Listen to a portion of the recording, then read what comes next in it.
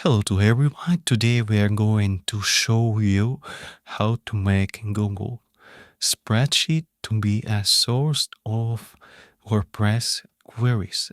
For example, we have such price table, price slider, and we want to make connection to our WordPress site to make it dynamic. So now we need to convert it to element. This will wrap this loop inside another div. So now in this div, we need to enable dynamic repeatable. This allows us to use dynamic data inside our inner blocks. Now I need to go to my Google spreadsheet.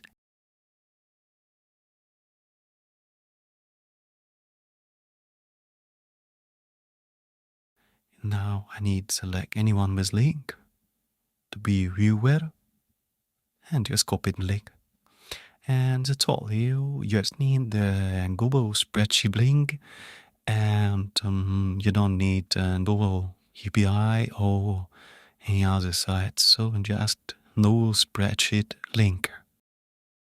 Now we turn to our block, and now we need to select API collector. And this connector will have some presets. So I do this. And select the source, and we need the source number sheets import. And just copy and paste our link. And now we need to select proper conversion type, because our table can have different types. The first column is our names, so we just need to make the pairs and name and value. So the first column will be my name, and value from other columns will be our values.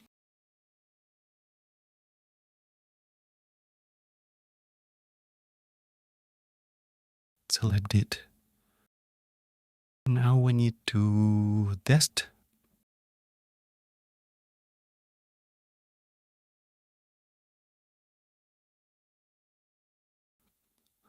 As you see, it's proper converted. So we have each item as separate object, and we have our names as labels and value as values. So we can click on fetch data.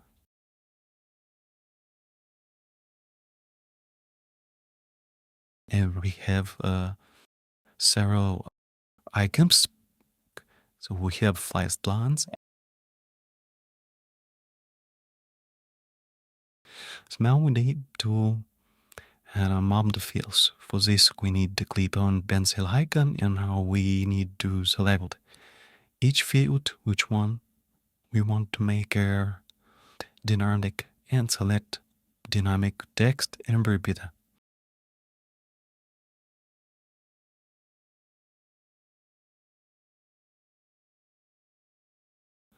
Now we need to remove a static part.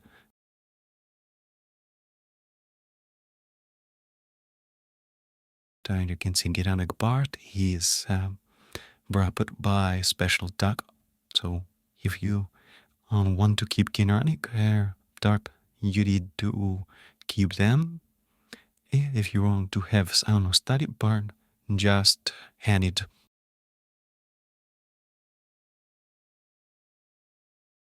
So after you finish, click on done.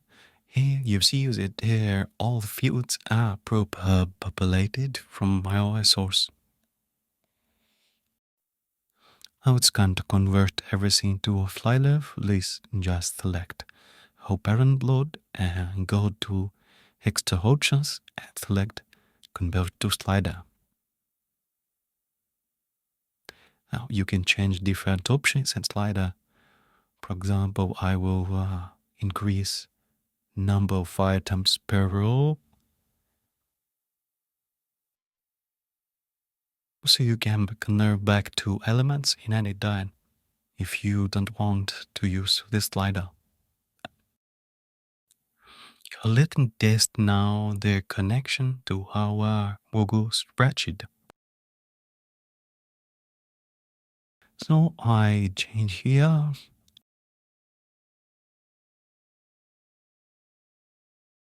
that our price then and our text also changed, so connected to your Google spreadsheet.